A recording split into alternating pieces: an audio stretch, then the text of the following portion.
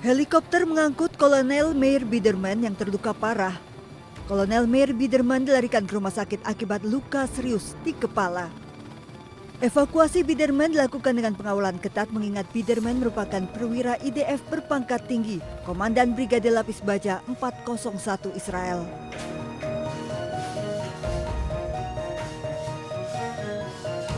Drone Hizbullah menembus bangunan tempat militer Israel beroperasi di antara kawasan Dibel dan Hadatta, Lebanon Selatan.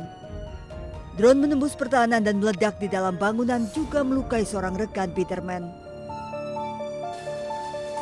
Kolonel Meir Biderman merupakan komandan brigade yang menewaskan Hin Rajab, bocah Gaza berusia 6 tahun yang ditembak ratusan peluru pada 3 Mei 2018. Biderman juga diduga berperan dalam penyerbuan rumah sakit Al-Shifa di Rafah. Dalam siaran televisi, Biderman pernah menyatakan bahwa kekuatan Hizbullah telah melemah.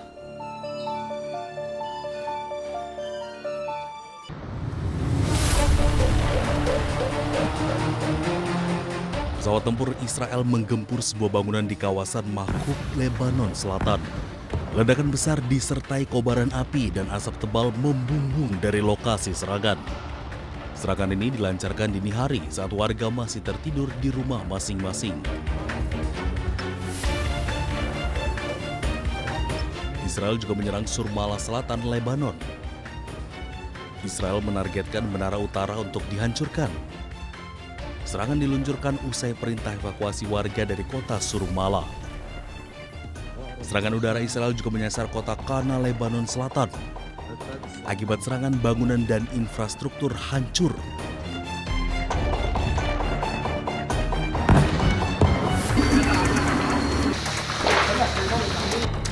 Sementara itu di Deir Kanon El Nahr di Lebanon Selatan, 2 keluarga tak tersisa meninggal dalam kekejaman serangan Israel.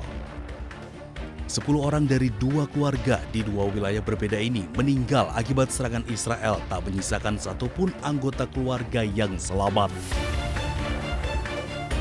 Pasutri Ala Debo dan Zahra Najdi meninggal bersama 3 buah hati mereka akibat serangan militer Israel ke rumah mereka. Sementara Safia Badreddin, wanita disabilitas ini bersama seluruh keluarganya juga meninggal akibat serangan Israel ke rumah mereka di Kefarsis, Lebanon Selatan. Kawasan perumahan tak berdosa di Lebanon Selatan terus digempur Israel. Israel selalu berdalih telah memerintahkan warga sipil mengungsi sebelum mereka membombardir Lebanon Selatan.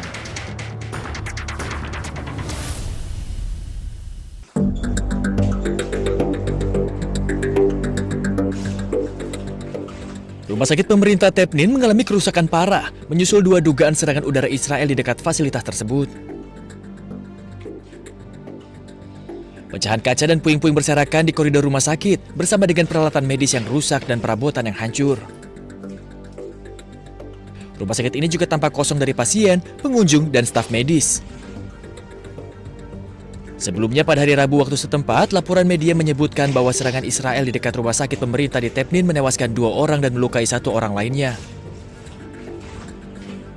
Data terbaru mengatakan bahwa serangan Israel yang dilakukan antara 2 Maret dan 21 Mei telah menewaskan 3.089 orang dan melukai 9.397 lainnya. Tentara Zionis Israel belum memberikan komentar terkait serangan tersebut, namun berulang kali menyatakan bahwa operasinya di Lebanon menargetkan apa yang mereka sebut sebagai infrastruktur dan kemampuan Hizbullah.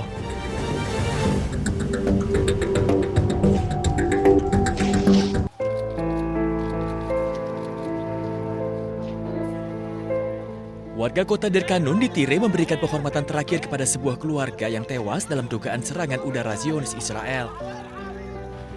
Para wanita menaburkan mawar di atas ambulans yang membawa jenazah selama prosesi pemakaman sebelum para korban dimakamkan.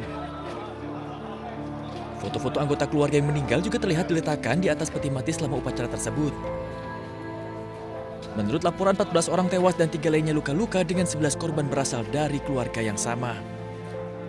مجزرة رهيبة مثل ما كنتم شايفين. هلا عنا 8 شهداء رح ندفنهم نفس العائلة، أطفال ونساء. العدو بيقولوا إنه هذه بنية تحتية.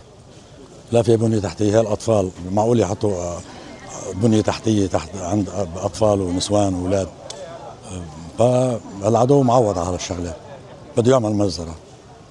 ونحن بقول مثل ما أقول بشر الصابرين. Tim penyelamat terus melakukan operasi pencarian orang hilang di bawah reruntuhan.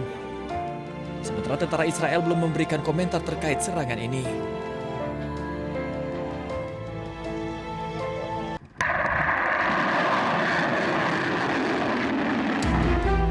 Rusia dan Belarus menggelar latihan nuklir besar-besaran yang melibatkan 64.000 prajurit dan ratusan persenjataan. Ini merupakan latihan nuklir bersama tahap akhir Rusia dan Belarus. Latihan gabungan ini dipantau langsung Presiden Rusia Vladimir Putin dan Presiden Belarus Alexander Lukashenko melalui panggilan video. Latihan ini berlangsung di tengah gempuran serangan pesawat tak berawak Ukraina yang menghantam hingga pinggiran ibu kota Moskow. 3 orang tewas dan bangunan-bangunan serta fasilitas industri rusak imbas serangan tersebut.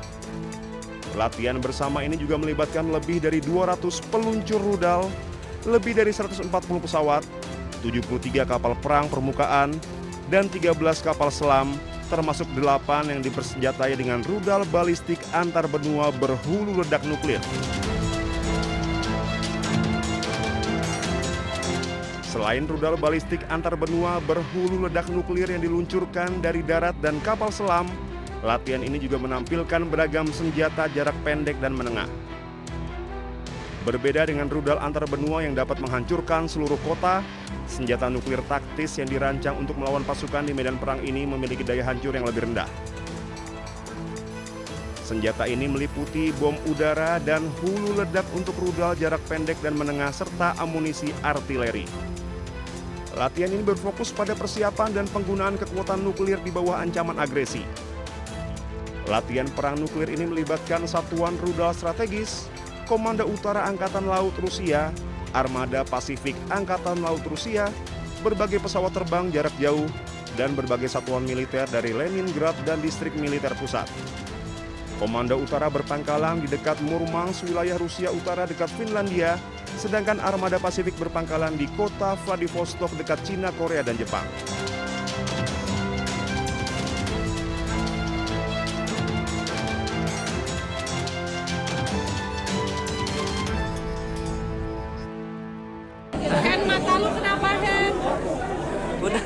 Beginilah kondisi aktivis dan jurnalis Indonesia setelah berhasil dibebaskan dari tahanan Israel. Beberapa di antara mereka alami kekerasan fisik. 9 warga Indonesia telah mendarat di Turki. Mereka akan berada di Turki untuk mengecek kesehatan. Bagi yang terluka akan mendapatkan penanganan sebelum kembali ke Indonesia. Salam teman-teman, alhamdulillah aman sampai di Istanbul tadi siang. Tadi siang sampai Istanbul aman, keadaan sehat, teman-teman lengkap 9 orang. Ada sayang sama Mas Ronggo. Alhamdulillah, makasih banyak. Berkat doa teman-teman juga. Iya. Buat nyokap lu. Alhamdulillah. Nyokap lu Masya Allah banget. Ngomong apa gitu? Udah, yang penting selamat. Doanya aja. Terima kasih semua doanya. Dan terus tetap suarakan Palestina. Siap. Meski mendapatkan sejumlah penganiayaan, namun aktivis dan jurnalis ini meminta untuk tetap berjuang atas kebebasan negara Palestina.